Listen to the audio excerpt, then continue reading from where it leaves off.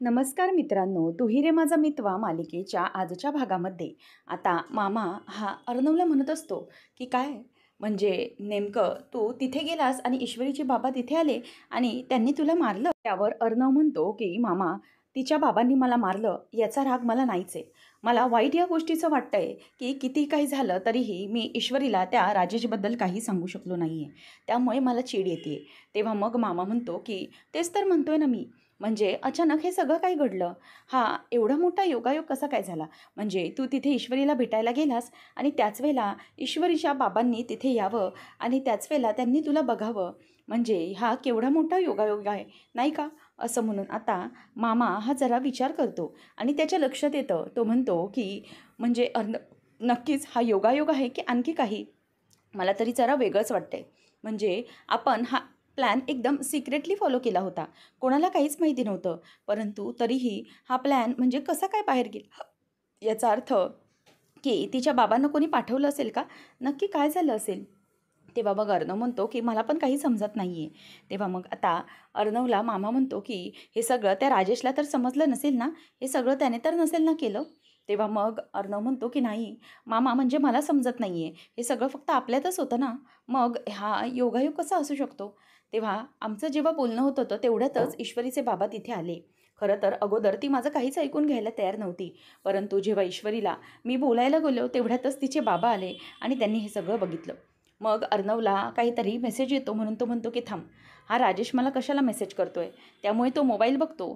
तर मोबाईलमध्ये आता ईश्वरीच्या बाबांनी अर्णवला कानाखाली मारल्याचा तो व्हिडिओ असतो. तेव्हा मग अर्णव म्हणतो की मला वाटलंच होतं. मग लगेचच आता अर्णव तो मोबाईल हा मामाकडे देतो आणि मामाही तो व्हिडिओ बघतो. मामा म्हणतो की बघितलं अर्णव, मला वाटलंच होतं की हे सगळं ना त्या राजेशचाच कारस्थान असणार, परंतु हे सगळं त्याच्यापर्यंत पोचलं तरी कसं? तेव्हा अर्णव म्हणतो की मामा, हा फक्त कोइन्सिडन्स नाही आहे, ह्याच्यात या राजेशचंच कारस्थान लपलेलं आहे. त्यावर मामा त्याला म्हणतो की पण त्याला हे सगळं समजलं तरी कसं? आपण हे सगळं अगदी व्यवस्थितपणे लपवलं होतं, मग हे सगळं त्याला कसं कळलं आहे? शिवाय तो माणूस ना या सगळ्यातून खूप पुढे गेला आहे असं मला वाटतं आहे. आणि माणसाच्या रूपातला सैतान आहे तो सैतान. तुला माहिती आहे, आपण त्याच्या रूममध्ये छुपं डिव्हाइस लावलं, परंतु ते त्याने हेरलं आणि त्यानंतर मग आपण अगदी शांतपणे आणि दोघांमध्येच हा प्लॅन तयार केला कॅफेमध्ये ईश्वरीला भेटण्याचा. परंतु तरीही तो प्लॅन त्याला समजला आणि म्हणूनच त्याने तो प्लॅन समजल्याने ईश्वरीच्या बाबांना तिथे पाठवलं आणि तुझ्या विरोधात भडकवलं. याचा अर्थ एकच निघतोय अर्णव, की हा माणूस ना आपल्यापेक्षा 10 पावलं पुढे आहे आणि तो नक्कीच आपल्याला फॉलो करत असणार आहे. अर्णव म्हणतो की येस, तो आपल्याला फॉलो करतोय आणि त्यावेळेलाही त्याने मला फॉलो केलं आणि म्हणूनच तर हा व्हिडिओ त्याने काढला आहे ना. तेव्हा मग आता हे ऐकल्यानंतर मामा म्हणतो की नाही, काहीतरी केलं पाहिजे. अर्णव, अरे हा माणूस काय काय करणार आहे अजून काहीच कळत नाही आहे. अरे रोज रोज नवीन नवीन एक एक रूपं दिसायला लागलेत त्याची. म्हणजे चांगला म्हणता म्हणता हा अगदी भयंकर माणूस निघाला आहे. करायचं तरी काय, असं मामा म्हणतो. त्यावेळेला आता अर्णवला तो पुन्हा सांगतो की ह्याच्या विरोधात काहीतरी केलं पाहिजे. हा ना असंच काहीतरी करत राहणार. इथे ईश्वरीच्या घरच्यांना त्याने गुंडाळून ठेवलं आहे आणि तिथे आपल्या अंजलीचं आयुष्य तो उद्ध्वस्त करतोय, असं मामा आता त्याला सांगतो. तर इथे आता राकेश आणि संजय दोघं बसलेले असतात. तर त्यावर राकेश म्हणत असतो की हे बघा बाबा, तुम्ही प्लीज असं चुकीचा काही विचार करू नका. ईश्वरीजींवर माझा पूर्ण भरोसा आहे. त्यावर आता लगेच संजय म्हणतो की हो राकेशजी, तुम्ही समजूतदार आहात म्हणून ठीक आहे, परंतु ईश्वरी ना माझी निरागस आहे. तेव्हा तो म्हणतो की हो खरंच त्या खूप निरागस आहेत, त्यामुळेच तर हे सगळं घडतं ना.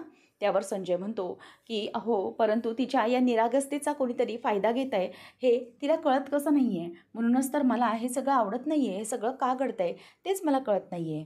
तेव्हा मग आता लगेच त्यावर राकेश म्हणतो की हे बघा बाबा, तुम्ही अजिबात चिंता करू नका, मी आहे ना. तेव्हा मग तुम्ही मला हे सगळं मनमोकळेपणाने तुमचा मुलगा समजून म्हणालात, तेच मला खरंच खूप आवडलं. तेव्हा मग राकेशला संजय म्हणतो की हे काय बोलताय तुम्ही राकेशजी? अहो, तुम्ही माझ्या मुलासारखे आहात आणि आता तुमच्याशी माझं नवीन नातं जोडलं जाणार आहे. त्यामुळे या सगळ्या गोष्टी तुम्हाला सांगायला नकोतच का? माझ्या कुटुंबाचा एक भाग आहात तुम्ही, त्यामुळे तुम्हाला सांगायलाच हवं. त्यावेळेला मग आता राकेश म्हणतो की बाबा, मी तुम्हाला सांगू का, अशी माणसं ना खूप बेकारच असतात. त्यावर संजय म्हणतो की हो खरं तर मी त्याला अगदी व्यवस्थित ओळखलं आहे. तो ना आपल्या इशूला गोड गोड बोलून नुसता गुंडाळून घेतोय, बस बाकी काही नाही. त्यावर आता राकेश उपाय सुचवतो की मी एक सांगू का बाबा, म्हणजे या सगळ्यावर एक तोडगा म्हणजेच ना माझा आणि ईश्वरीजींच्या लग्नाचा लवकरात लवकरचा आपण मुहूर्त काढूया. म्हणजे काय ना, यानंतर तो अर्णव काहीच करू शकणार नाही आणि एकदा की आमच्या लग्नाचा मुहूर्त निघाला तर त्याला काहीच याच्यात करता येणार नाही लग्न लागल्यानंतर. आणि जरीही त्याने काय करण्याचा प्रयत्न केला तरीही मग आपण एक काम करू शकतो, आपण सरस पोलिसात तक्रार करूया. आणि माझ्या ओळखीचे 1-2 चांगले अधिकारी मित्र आहेत, त्यांना मी हे सगळं सांगतो आणि त्या अर्णवला या सगळ्यामध्ये, या गुन्ह्यामध्ये अगदी व्यवस्थितपणे मी अडकवतो. तुम्ही नकाच काळजी करू, त्यानंतर तो काहीच करू शकणार नाही आणि त्यावरचाच हा तोडगा आहे असं मला वाटतं. त्यावर संजय म्हणतो की हो, म्हणजे तुमचं बोलणंही अगदी व्यवस्थित वाटते मला. काही झालं ना तरीही त्याला असं मोकळं सोडायला नको. मला त्याचा खरंच खूप राग आलेला आहे आणि किती काही झालं तरीही त्याला मी सोडणारच नाही आहे, असं संजय त्याला सांगत असतो. राकेश आता गालातल्या घालात असत म्हणतो की अरे वा, चला एक बढिया काम झालं. म्हणजे अर्णवच्याबद्दल या म्हाताऱ्याच्या मनामध्ये एकदम भडका उडवून दिला आहे मी. आता काही झालं तरीही अर्णवला हा संजय कधीही आपलंसं करणार नाही, असं म्हणून राकेश आता मनातल्या मनात खूपच खुश होत असतो. त्यानंतर आपल्याला पाहायला मिळतं की सगळे घरी शांतपणे बसलेले असतात. मामा आल्याबरोबर म्हणतो की अरे बापरे, हे काय झालं आहे, म्हणजे इतके शांत काय आहेत सगळे. तेवढ्यात अर्णव रूममध्ये चाललेला असतो. आजी थांबवते आणि म्हणते की 1 मिनिट चिंटू, तिथेच थांब. आता अर्णवला समजतं की आजीला हे सगळं काहीतरी कळलं आहे, म्हणून ती त्याला अशा प्रकारे थांबवून घेते. तेव्हा मग ती म्हणते की चिंटू, हे काय चाललं आहे तुझं. तेव्हा ती त्याच्याजवळ येऊन विचारते की हा माझा नातू, ज्याने एवढ्या लहान वयामध्ये एवढं मोठं नाव या जगात कमावलं आहे, एक मोठा यशस्वी बिझनेसमॅन म्हणून तो नावारूपास आलेला आहे आणि एका एका मुलीमुळे त्याने स्वतःचं सगळं नाव अगदी धुळीस मिळवून टाकलं आहे. नक्की काय चाललं आहे काय, असं ती रागानेच त्याला विचारते. तेव्हा अर्णव मात्र चिडीचूप असतो, तो काहीच बोलत नाही. आजी म्हणते की बोल चिंटू, मला तुझ्याकडून उत्तर हवं आहे. का केलंस हे सगळं. इतका बाणेदार माझा नातू, जगाची पर्वा न करताना बिनभोभाटपणे बेधडकपणे प्रत्येकाला उत्तर देणारा आणि सनसनीत आपल्या शब्दांनी चपराक मारणारा माझा नातू आज असं का केलं त्याने. का काही बोलला नाही. कोणाही एका तिराहिताकडून त्याने सगळं चक्क सगळ्यांसमोर कानाखाली खाऊन घेतली, परंतु तरीही का केलं असं. का त्या मुलीसाठी तू असं करतोयस ते मला याचं कारण कळू दे चिंटू. बस झालं, आता मी सहन करून घेणार नाही, असं आजी त्याला बोलून दाखवते. त्यावेळेला मग आता अर्णव म्हणतो की आजी प्लीज, आता मी तुला काहीच एक्सप्लेन करू शकत नाही. आजी आणखीनच चिडत म्हणते की का काय एक्सप्लेन नाही करू शकत आहे तू. काय घडलं आहे काय असं जे तू मला सांगू शकत नाही आहेस. काय झालं आहे सांग. का त्या ईश्वरीसाठी तू हे सगळं करत होतास आणि काय हे मला सांग, असं म्हणून आजी आता सरळच त्याला मोबाईल दाखवते आणि मोबाईलमधला तो जो अर्णवने कानाखाली खाल्ल्याचा व्हिडिओ असतो तो ती त्याला दाखवते आणि तो पाहून मामालाही त्याचा त्रासच पुन्हा होतो. तेव्हा मग आजी म्हणते की काय हे चिंटू, म्हणजे हे सगळं त्यांनी केलं, तिच्या बाबांनी तुझ्यावर हात उचलला, तू एका शब्दाने त्यांना काही बोलला नाहीस, तुझं रक्त सळसळलं नाही का. हे सगळं करून तुला काय मिळालं मला सांग. की तू का लाचार झालास इतका त्या मुलीसाठी. काय गरज होती तुला लाचारी करण्याची. अरे एखाद्या साध्या माणसाकडून तू असं कानाखाली खाऊन घेशील, असं काय घडलं आहे. तेव्हा तो म्हणतो की आजी मला सांग, तुझा माझ्यावर विश्वास आहे का. त्यावेळेला मग ती म्हणते की हो आहे. मग तो म्हणतो की बस झालं, मग आता मला काही विचारू नको, वेळ आली की मी तुला सगळं सांगेन, परंतु आता नाही. त्यावर ती म्हणते की चिंटू, का हे सगळं कशासाठी मला कळत नाही आहे. अरे मला तर हे सगळं अजिबातच आवडलेलं नाही आहे. हे सगळं कशासाठी केलं आहेस तू. तेव्हा मग आता लगेच तो म्हणतो की आजी हे बघ, काही झालं ना तरीही मी तुला सगळं सांगेन, परंतु आता नाही. This is not the correct time, असं तो बोलून दाखवतो. त्यामुळे आता मला काहीच सांगता येणार नाही. कोणी मला काही प्लीज फोर्स करू नका, असं सरळ अर्णव आता चिडूनच सांगतो. तेव्हा आता लावण्य लगेच वल्लरीला खुणावते की तुम्ही बोला मामी. तेव्हा मामी पटकन तोंड सोडतच बोलायला लागते. ती म्हणते की अर्णव, परंतु हे सगळं आवडलेलं नाही आहे. तू आम्हाला म्हणतोस की समजून घ्या, परंतु जगाचं काय करणार आहेस तू. जगाला तर हेच दिसतंय ना की साधा एक मिठाईवाला, मिठाईच्या दुकानवाला द ग्रेट ASRला कानाखाली वाजवतो, तेही सगळ्यांसमोर. हे सगळं जगासमोर स्पष्ट होतंय ना. मग आता त्याचं काय करायचं आहे. त्यावर आता तो म्हणतो की मला जगाची पर्वा पडलेली नाही आहे, मला फक्त माझ्या लोकांची काळजी आहे बघ, बस बाकी काही नाही. मग ती म्हणते की तुझी लोक म्हणजे आम्हीच ना, आम्हीच तुझे जवळचे आहोत ना. मग आम्हाला तरी सांग ना की असं काय घडलं होतं जेणेकरून तू त्या माणसाची कानाखाली खाऊन घेतलीस. काय घडलं होतं असं सांग मला. तो माणूस कोण आहे, कोण दीडदमडीचा माणूस ज्याने इतकं सगळं केलं आणि ज्याचं तू कारणही नाही सांगतेस. सांग ना काय घडलं. तेव्हा मामा वैतागतो, बास बास वल्लई, काय चाललंय काय तुझं? तू सांगतोय, तुला समजत नाही आहे का की आता सांगू शकत नाही म्हणून? खरंच अर्णव, आपण बाहेर जगाशी कितीही लढू शकतो, परंतु आपलीच माणसं जर आपलं ऐकून घ्यायला तयार नसतील तर हे असं होतं. जर आपल्याच माणसांचा आपल्यावर विश्वास नसेल किंवा ते ऐकूनच घेणार असतील, तर मग काय फायदा आहे ना या सगळ्याचा? तेव्हा मग आता पुन्हा वल्लरीचं बोलल्यावर लावण्य तोंड सोडते. ती म्हणते की मामा, ऐकून घेतलं असतं मी, समजूनही घेतलं असतं यारला, परंतु मला तेच कळलेलं नाही. ती मिडल क्लास ईश्वरी, तिच्यासाठी हे सगळं तो का करतोय? मला त्याचाच राग जास्त होतोय. कारण तो मागेही म्हणालेला की मी त्या ईश्वरीला विसरू शकत नाही अँड ऑल. मग कशासाठी? जर ती ईश्वरी ही ह्याच्याशी आता बोलत नाही आहे किंवा त्याच्याशी काही बोलण्याचा प्रयत्न करत नाही आहे, तर तो हे सगळं कशासाठी करतो आहे, का करतो आहे, याचाच तर मला जास्त राग येतो आहे. आणि ती मिडल क्लास ईश्वरी आणि तिचा तो बाप, दोघंही माझ्या अर्णवला अशी वागवत आहेत याचा मला राग येतो आहे. कारण अर्णवची माझं आता होणारं लग्न आहे, माझा होणारा नवरा येतो आणि त्याच्या बाबतीतला असा केला जाणारा इन्सल्ट मी तरी खपवू शकणार नाही. त्याचा खूपच जास्त त्रास झाला आहे मला आणि किती काही झालं ना तरीही त्या ईश्वरीला मी सोडणार नाही, जर माझ्या अर्णवच्या बाबतीत काही चुकीचं घडलं तर. परंतु याचा परिणाम आपल्या कंपनीवरही होऊ शकतो, याचा विचार करताय का तुम्ही? मला सांगा काय झालं? आता सगळे जोर टाकायला लागल्याबरोबर अर्णव चिडतो आणि तिथून घर सोडून निघूनच जातो. नंतर आता नम्रता ईश्वरीजवळ येते आणि म्हणते की ईशू, हे सगळं काय चाललं आहे मला खरंच कळत नाही आहे. म्हणजे सगळं अजीबच घडतं आहे असं वाटतंय. आणि आपले बाबा यापूर्वी असे वागायचे नाही गं, परंतु आता त्यांना अचानक काय झालं आहे ना, मला खरंच कळत नाही आहे. त्यावर आता ईश्वरी म्हणायला लागते की ईशू, ताई तू बाबांचं बोलतेस, परंतु अर्णव सरांचंही वागणं बदललं आहे. किती अजीब वागतायत ते, मला खरंच काही कळत नाही आहे. म्हणजे या सगळ्याचा काही संदर्भच लागत नाही आहे की ते दोघंजणी अचानक असे का वागायला लागलेत. असं काय घडलं आहे जेणेकरून हे सगळं झालं आहे? मग त्याबरोबर ईश्वरी म्हणते की मला हे समजत नाही आहे की मी तिथे क्लायंटला भेटायला गेले होते, तर अर्णव सर तिथे कसे काय आले? त्याचबरोबर इथे आता नम्रता म्हणायला लागते की मला तरी वाटतंय, मनातल्या मनातच ती म्हणते की हे सगळं अर्णव सरांची आणि इशूची भेट घडावी म्हणून आकाश सरांनी तर केलं नसेल ना, पण नको, आता मी हिला काहीच सांगत नाही. त्यावर आता ती म्हणते की इशू, मला तरी वाटतंय ना की हे जरा काहीतरी चुकतंय, कुठेतरी काहीतरी प्रॉब्लेम येतोय. ती म्हणते की खरंच ताई, मला ना या सगळ्याचं खूप टेन्शन येतं आहे. म्हणजे अर्णव सरांचं असं वागणं, बाबांचं असं वागणं, बाबा कधीही कोणाशी अशी चुकून न वागणारे अर्णव सरांशी असे चुकून वागतात. त्यानंतर ईश्वरीला ती म्हणते की हे बघ, एक मिनिट थांब, हे सगळ्याचा मला वेगळाच विचार पडतोय. ती विचारते ताई कोणता? नमू सांगते की अगं, मला असं वाटतंय की ज्यावेळेला तू तिथे गेलीस ना, तर हे सगळं फक्त तुला आणि मला माहीत होतं आणि आईला. मग हे सगळं बाबांना कसं काय समजलं की तिकडे तू कॅफेमध्ये चाललेली आहेस ते? हे फक्त आपल्या दोघांनाच माहीत होतं ना? मग नक्की हे सगळं कोण करतंय? मला तर वाटतंय की मुद्दामच हे सगळं कोणीतरी घडवून आणते, असं नमू तिला सांगत असते आणि तिला जो काही पडलेला संशय असतो तो तिच्यासमोर सांगते.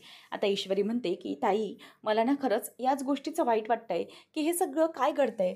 म्हणजे आत्तापर्यंत सगळं काही व्यवस्थित होतं, परंतु आता हे सगळं घडलं. माझ्या 2 आवडत्या व्यक्ती म्हणजेच बाबा, ज्यांच्यावर माझा इतका विश्वास आहे, ते कधीही कोणाशी चुकूनही वागत नाही आणि कधी कोणावर हात उचलत तर सोड, कोणाशी तोडूनही बोलत नाही.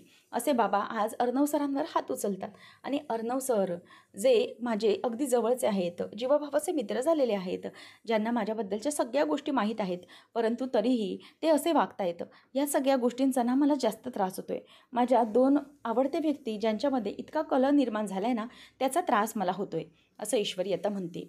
त्यावर नमू म्हणते की हो, तुझं म्हणणंही बरोबर आहे, परंतु मला जरा चिंता वेगळ्याच गोष्टीची वाटते आहे की हे सगळं काय चाललं आहे. म्हणजे ही सगळी गोष्ट ही अर्णव सरांपर्यंत आणि बाबांपर्यंत कोणी पोचवतं आहे का? किंवा बाबा तिथे कॅफेमध्ये कसे गेले, असा प्रश्न आता ती तिच्यासमोर उपस्थित करते. त्यामुळे ईश्वरीलाही तो विचारच पडलेला असतो की नेमकं हे सगळं काय झालं आणि ईश्वरी विचार करत असते की अर्णव सर तिथे कसे काय आले आणि सगळ्या प्रश्नांची उत्तरं तिला काहीच मिळत नसतात. त्यामुळे तिला जास्त आता टेन्शन आलेलं असतं. नमू आणि ईश्वरी आता त्याच गोष्टीचा विचार करायला लागतात की नेमकं काय करायचं आहे, कशामुळे हे सगळं घडलं आहे, हा विचार आता त्यांच्या दोघींच्याही डोक्यामध्ये येत असतो. नमू म्हणते की नाही ईश्वरी, मला तर वाटतंय हा योगायोग नव्हता. नक्कीच बाबा तिथे गेले हे त्यांना कोणीतरी सांगितलं असेल. तर इथे अर्णव हा बाहेर आलेला असतो आणि तर इथे ईश्वरीचं बोलणं अर्णवला आठवत असतं. तो बाहेर आल्यामुळे घरच्यांच्या प्रश्नांना कंटाळून खूपच विचार करू लागलेला असतो. अर्णव तिथे बाकड्यावरच विचार करत पडलेला असतो की नेमकं हे सगळं काय सुरू आहे. त्याच्या डोक्यात खूप टेन्शन आलेलं असतं. ईश्वरी हात जोडून त्याला म्हणते की अर्णव सर प्लीज हे सगळं थांबवा. मला तुमचं काहीच ऐकून घ्यायचं नाही आहे. लग्नाच्या बाबतीत तुम्ही प्लीज काही सांगू नका. त्यानंतर मग ईश्वरीचे बाबा हे त्याला कॅफेमध्ये भेटतात आणि ईश्वरीच्या समोरच त्याच्या कानाखाली लावून देतात. हे सगळं आता त्याला आठवत असतं आणि हे सगळं कसं घडलं आहे या सगळ्याचा विचार आता अर्णवच्या डोक्यामध्ये हळूहळू येत असतो. हे कसं करायचं आहे, काय करायचं आहे हा प्रश्न त्याला आता पडलेला असतो. नंतर आजी घरी आल्यानंतर जे काही त्याला बोलली, म्हणजे अर्णव हे सगळं तू का ऐकून घेतलंस, का तू सगळं हे सहन केलंस, मला सांग, मला याचं उत्तर हवं आहे. तू इतका लाचार आणि हवालदिल का झाला आहेस मला सांग. या सगळ्या गोष्टी आता अर्णवला आठवत असतात. त्याचप्रमाणे आता ईश्वरीचे बाबा त्याला समोरून तिला घेऊन जात असताना हे सगळं आठवत असतं. आता इथे अर्णव बाहेर विचार करत असतो. त्याचा फोन गाडीमध्येच असतो आणि एक एक करून सगळ्यांचे फोन येत असतात. आजी, मामा, त्याचप्रमाणे लावण्य, आकाश, अंजलीताई सगळ्यांचे फोन एक एक करून येत असतात. परंतु तो फोनच उचलत नसतो आणि तो बाहेर असल्यामुळे त्याला काहीच समजत नसतं. सगळेजण काळजीत असतात की नेमकं काय करायचं आहे. आणि तेवढ्यातच इथे आता सगळे फोन एक एक करून वाजत असताना तो मात्र पूर्ण विचार करतो की हे सगळं कसं करायचं, या राकेशचा बंदोबस्त करायचा तरी कसा, हा प्रश्न आता त्याला पडलेला असतो आणि म्हणून तो खूपच टेन्शनमध्ये असतो. काय करायचं काही सुचायला मार्गच नसतो. इथे आता अंजली फोन लावून थकलेली असते ते की काहीच कळत नाही आहे. म्हणजे मी पण त्याला खूप कॉल लावले परंतु तो माझाही फोन उचलत नाही आहे. नक्की काय करायचं ना काहीच समजत नाही आहे. असं आता अंजली पण कंटाळलेली असते. काय करायचं हा प्रश्न पडलेला असतो. आता लावण्य म्हणते की नाही, जर माझ्या ARला काही झालं ना तर तरीही मी त्या ईश्वरीला सोडणारच नाही आहे. असं म्हणून आता इथे आजी पण रडत असते. आकाश म्हणतो की तुम्हाला माहीत होतं ना की ऑलरेडी तो इतका डिस्टर्ब आहे, मग तरीही तुम्ही सगळेजणं त्याला घरी आल्यावर इतकं का बोललात, का त्याला लागेल असं बोललात. त्यावेळेला वल्लरी चिडते आणि म्हणते की एक मिनिट आकाश, इथे नुसत्या गप्पा मारत बसण्यापेक्षा किंवा नको ती बडबड करत बसण्यापेक्षा जा बाहेर जा आणि अर्णवला शोध. तेव्हा आजी पण म्हणते की हो रे आकाश, प्लीज शोधणारे त्याला, कुठे गेलाय तो. तेव्हा आता मामा पण आकाशला खुणवतो की जा प्लीज बघ. आणि आकाश आता तिच्याकडे वल्लरीकडे रागाने बघतच घराच्या बाहेर निघून जातो. आणि त्यानंतर हे सगळं राकेश मुद्दाम बघत असतो. आणि लावण्य म्हणते की नाही, काही झालं ना तर मी माझ्या ARला काही झालं तर त्या ईश्वरीला सोडणार नाही आहे, घरी जाऊन वाट लावेन तिची. तेव्हा मग आता लगेचच राकेश मनात म्हणतो की काय हो लावण्य मॅडम, तुम्हाला काय वाटतं की ईश्वरीजींपर्यंत पोचणं इतकं सोपं आहे का. तिच्यापर्यंत पोचण्यासाठी माझा सामना करावा लागेल आणि ईश्वरीजीला अंगाला हात लावणं किंवा तिला काही करणं हे काय तुम्हाला लेलपेंट लावलं इतकं सोपं वाटलं का, असं मनातच तो बोलत असतो. तर इथे मामा पण वैतागलेला असतो की अर्णव नेमका गेला तरी कुठे असेल. तेव्हा आता अंजली पण कंटाळलेली असते. आजी म्हणते की बघ ना, जा ना, अरे अविनाश कुठे गेलाय बघा ना तुम्ही. तेव्हा आता अंजली म्हणते की हो मी जाऊन बघते. तेव्हा लगेच राकेश म्हणतो की अगं अंजली हे काय आहे, तू जाऊन बघतेस म्हणजे काय, अगं तुला औषधं घ्यायची चल तू, असं म्हणून तो तिला घेऊन जातो आणि पुन्हा बाहेर येतो. नंतर मग आता मामाला राकेश विचारतो की मामा मी जाऊ ना. त्यावेळेला मामा त्याला खुणावतो की नाही, काहीच गरज नाही आहे, मी जातो. असं म्हणून आता मामा रागातच त्याच्याकडे बघून बाहेर जायला निघतो, कारण हे सगळं त्याच्यामुळेच घडलेलं असतं. आजी म्हणते की का बोलले मी इतकं माझ्या चिंटूला, मला खरंच खूप त्रास होतोय, जर त्याला काही झालं तर मी काय करणार आहे. असं म्हणून आता ती खूप वैतागलेली असते. आणि अंजली पुन्हा एकदा येते आणि म्हणते की नाही नाही, मी बघते काय झालं आहे ते, मला चैन नाही पडणार, किती काही झालं तरी मला आराम नाही पडणार, चिंटू काहीतरी करेल. तेव्हा आता लगेच राकेश म्हणतो की बस बस झालं अंजली, मी तुला सांगितलं ना, अगं तुझी तब्येत काय आणि तू काय करतेस, चल लवकर, असं अजिबात विचार करायचा नाही आहे, चल. असं म्हणून आता ती तिथून निघून जात असते.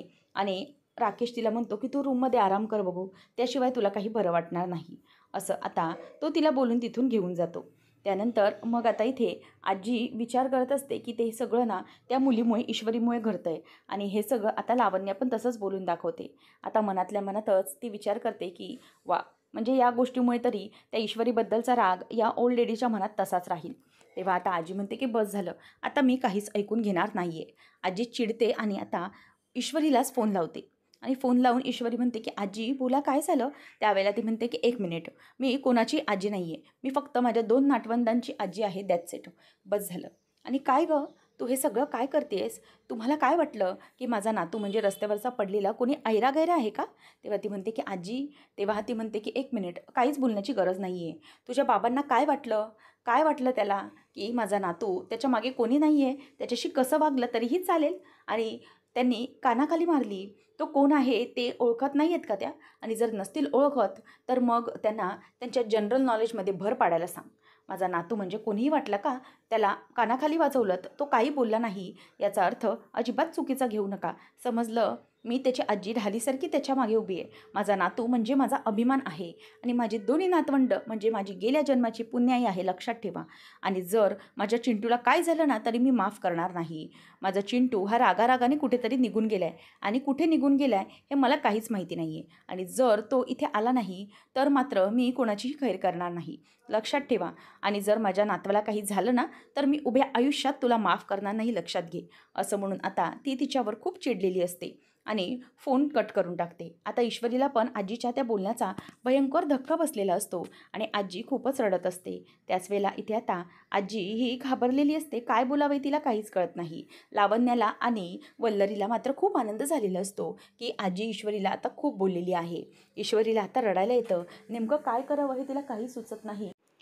वल्लरी मात्र इथे खूप खुश झालेली असते आणि त्याच वेळेला इथे ईश्वरीला धक्का बसलेला असतो की हे सगळं काय होऊन बसलं.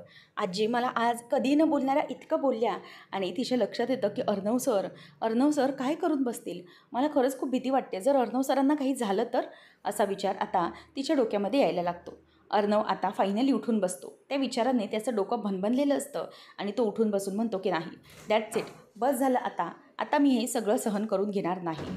आता त्या राकेशने खूप जणांना ब्लॅकमेल केलं आहे, पण आता मी ब्लॅकमेल होणार नाही. तो कुठल्या कारणावरून मला त्रास देतो आहे, तर ताईच्या कारणावरून ना. तो मला प्रत्येक वेळी एकच धमकी देतो आहे की जर अंजलीला सगळं सांगितलं तर काय होईल, आणि त्यामुळेच आम्ही सगळे दाबून आणि घाबरून राहिलो ना. पण बस झालं, आता मी त्या राकेशला घाबरून राहणार नाही. ताईला सगळं सत्य सांगायचं असा विचार तो करतो. आणि मामा बाहेर उभा असतो. काय करायचं आहे त्याला काहीच कळत नसतं. तो सगळीकडे अर्णवला शोधून झालेला असतो. नंतर मग आता फोन येतो म्हणून तो मोबाईल बघतो आणि म्हणतो की अर्णव, अरे अर्णव, काय आहे, कुठे आहेस तू आणि काय फोन करतोय कधीचा मी तुला समजतंय का? सगळ्यांना इथे किती चिंता लागून राहिली घरी ती. तेव्हा तो म्हणतो की मामा प्लीज आता माझं ऐक, मी काय सांगतोय ते शांतपणे ऐक. तेव्हा मग तो म्हणतो की बरं ठीक आहे बोल. त्यावर अर्णव म्हणतो की हे बघ, एक काम कर तू आता, मामा मला एक गोष्ट समजली आहे, त्या राकेशला आपण एक्सपोज करायचं आहे. तो आतापर्यंत एकाच गोष्टीची भीती घालतोय ना की हे सगळं घडतं आहे ते ताईसाठी, म्हणजे तिच्यासाठी आपण सगळं लपवतोय, तिला काही वाटू नये याच्यासाठी ना. परंतु बस आता नाही, आता काही झालं तरीही त्या राकेशला आपण एक्सपोज करायचंच आणि ताईला आपण हे सगळं सत्य विश्वासात घेऊन सांगून टाकायचं. आणि एकदा की ताई आपल्या बाजूने झाली मग तो काहीच करू शकणार नाही, त्याची आपण सगळी वाट लावून टाकूया. तेव्हा मग मामा म्हणतो की अर्णव, खरंच तुला असं वाटतंय? त्यावेळेला अर्णव म्हणतो की येस, मला असंच वाटतंय की आता आपली वेळ आलेली आहे. आपण काही न विचार करता आता त्याचं सगळं खरं रूप हे ताईला सांगून द्यायचं, म्हणजे नक्की पुढे काय करायचं हे आपल्याला समजेल. असं अर्णव आता त्याला बोलून दाखवतो आणि त्यामुळे मामालाही टेन्शन आलेलं असतं.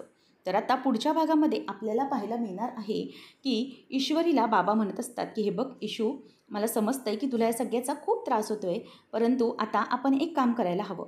आता तुझ्या लग्नाचा आपण लवकरात लवकरचा मुहूर्त काढला पाहिजे, जेणेकरून कसं आहे ना हे सगळं संपेल आणि सगळं मागचं टेन्शनच जाईल. कारण किती काय झालं तरी तुझं लग्न व्यवस्थित व्हावं अशीच आमची इच्छा आहे आणि त्याच्यासाठी आपण हा सगळा प्रयत्न करतो आहे की नाही. मग लवकरच आपण या सगळ्या गोष्टी या मार्गी पाडूया असं बाबा समजावतात. तर इथे अर्णव हा घरी आलेला असतो आणि विचार करतच चालत असतो की नाही, काही झालं तरीही ताईला आज सगळं सत्य मी सांगणार आहे, त्या राकेशचा सगळा पर्दाफाश मी करणार आहे. असंच आता तो बोलून दाखवत असतो आणि स्वतःचं ब्लेझरचं बटन वगैरे लावत लावत तो बाहेर आलेला असतो. आणि नंतर जेव्हा घरी येतो तेव्हा त्याला लक्षात येतं की अंजलीला काहीतरी झालं आहे, म्हणून आता डॉक्टर वगैरे आलेले असतात. अर्णव धावत धावत येतो आणि म्हणतो की ताई, काय झालं आहे ताईला? असं म्हणून आता डॉक्टर ही तिला इंजेक्शन देत असते. अर्णवला आता धक्का बसतो की नेमकं तिला काय झालं काय असेल, आणि अंजली इथे बेशुद्ध असते आणि राकेश गालातल्या गालात हसत अर्णवकडे बघत असतो. आता नेमकं काय घडलं असेल हे त्याला काहीच कळत नसतं. अर्णव आपल्या बहिणीच्या डोक्यावरून हात फिरवत असतो. आता इथे राकेशने नेमकी कोणती नवी खेळी खेळली असेल आणि नेमकं अर्णव आता सांगू शकेल का, हे पाहणं रंजक ठरणार आहे. अशाच मालिकांचे अपडेटसाठी आजच आपल्या चॅनलला सबस्क्राईब नक्कीच करा. धन्यवाद.